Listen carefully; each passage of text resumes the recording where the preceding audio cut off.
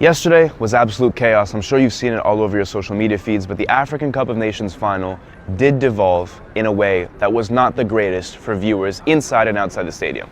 But let me explain the context. It is the morning after. We are at the Casablanca airport, and we've had some time to think about what has happened. The vibe in Morocco has calmed down a little bit, but last night it was not calm at all. Let me explain why. The context is that the first drama began when Senegal left their base in Tangier and came to Rabat. The issue was that when Senegal got off the train and exited the train station, they were mobbed by fans. Let's be very clear. They were not hurt and they were not harmed. But it was the principle that was the issue for the Senegalese coach Pape Thiaw. He said that it was not fair and not right for the Senegalese team to be treated in such an unsafe way. He said that the team could have been harmed, things could have gone wrong, and he's right. So that's strike one. Strike two, the Senegalese got to their hotel, and they felt that the quality of the hotel that they received was not up to the standard they wanted for a final. Strike two. Strike three, the Senegalese get to the training facilities and they feel like they're being monitored by the Moroccans. They spot cameras and they spot viewers searching for them and watching them train. Strike four. Then we get to the game. At the match, a few hours before, it is actually explained that the Senegalese will only get 3,000 tickets allocated to them. Strike five. And then the match begins.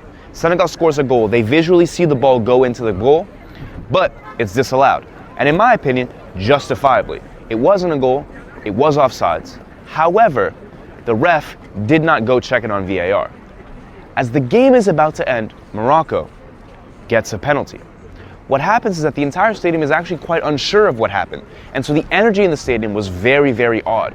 It was confusion. Actually, folks in the media tribune thought that Brahim Diaz had been given a red card because of how much he was arguing. In that moment, the pandemonium ensued. You could feel the frustration from the Senegalese fans, the Deuxième Gande. And for context, they are a fan group who are meant to travel with Senegal, and they're meant and paid for by the government to support the team. So they feel a certain responsibility to push the team forward.